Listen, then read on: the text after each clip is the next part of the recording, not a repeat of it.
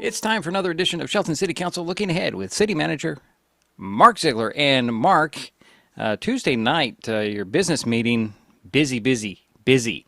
But a lot of these items have to do with comprehensive plan and updating it, but we're talking water and sewer.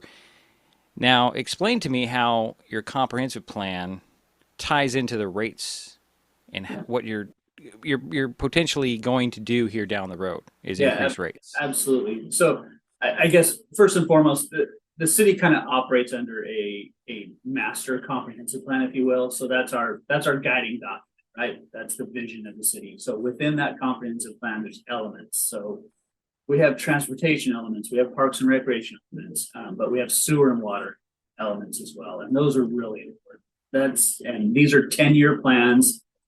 And we actually hire consultants to do this work because there's a lot of data, a lot of information put into these. And there's a lot of state mandates we have to meet as well, the Department of Health and Department of Ecology. So these consultants are very in tune with what has to be met and lead us through this process to what we're seeing at the next council meeting to have the council consider these 10-year comprehensive plans for water and sewer.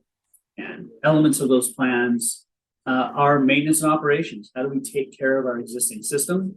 What needs to be done? You know, where are there old pipes that are 50, 60, 70 years old that need to be replaced? They might be old asbestos concrete pipes, old cast iron pipes in a water system. And so what needs to be replaced, upgraded, but also where we need to expand and where we need to provide water based on what our anticipated growth is. And we've talked about those growth, that the growth impacts that we're seeing and the interest in growth on, especially on the south side of the city, the Angleside pressure zone, and the capacity issues we have in our water tanks. It's not able to handle a lot of that growth. So these comprehensive plans also have a capital improvement program within those plans that outline the capital projects that are needed to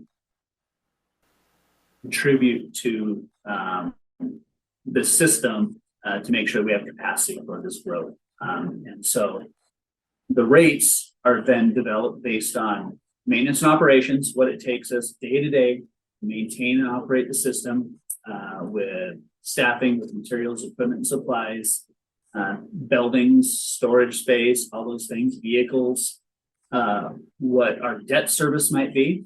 So we have some debt service on the sewage treatment plant. We took out loans over 12 years ago to help the $30 million rehab capacity upgrades at the wastewater treatment plant. We also have some water loans and debt service with the Angleside pressure zone work and some other work that was done previously. So we have to take that into consideration. Maintenance operation, our debt service, and then any capital improvements at the same time. So like I said, that capital improvement program, what we're going to pay for in the future, whether that's going to be out of our cash reserves, if that's going to be another loan, we're anticipating some grant funds at the same time, but that's all borne by those rates. So it's you lump all those together, essentially, develop the true cost of operating the system, basically divide that by the number of utility customers we have here. We also have a statutory cash reserve that we keep on board because you never know when there's an emergency and you have to have money to pay the bills in the bank. So we develop all those, and then that determines what the anticipated rates would be for our residential customers. You know, when you're talking about these projects are not small. They are multi-million-dollar projects. So people have to keep that in mind when they're talking about the rates, don't you? Yeah, absolutely right. Yeah.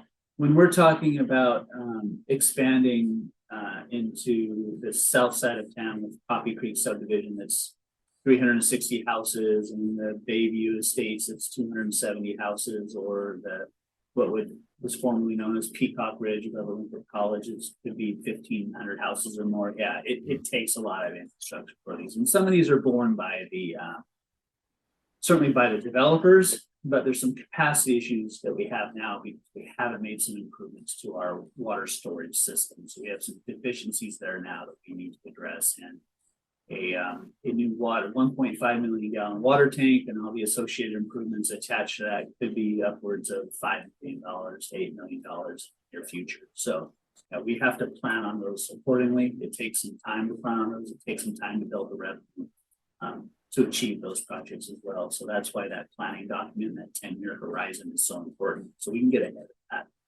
We can accommodate that growth that will be coming to Shelton. But also we can continue providing safe, clean drinking water and safely treat effluent and wastewater at our treatment plant at the same time for the health of our community and the environment. Do you want to get into what the proposed rate increase is at all at this time, or you want to wait because it hasn't quite been nailed down? Yeah, let me summarize it. We had a study session on the 8th of August. Utility rates for sewer and water were presented to the council at this point. Our sewer rates were anticipated to have a 4.5% increase annually over the term of the study. Water is a little more significant at this point. 14% increase over 3 years and then a 3% increase thereafter.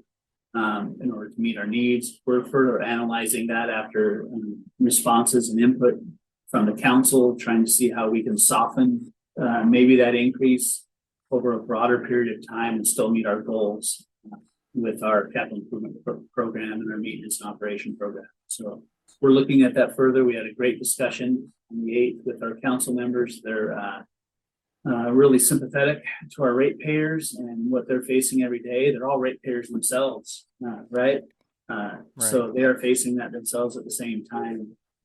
So we're trying to do the best we can to analyze the costs associated with those utility rates and make sure that we're providing the council with the most accurate, impactful information so they can make the proper decisions.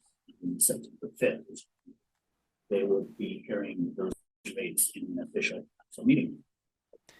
And during the next meeting, you're just talking about the comprehensive plans for the wastewater and the water systems, not the rates at this point. Not the rates. As you mentioned, the 5th, we're talking about getting the process started on the comprehensive plan, correct? Absolutely. All right, that's Tuesday night in the courtroom at the Civic Center, 6 o'clock. You can watch in person via Zoom or on the city's YouTube channel. Thanks, Mark. Thank you.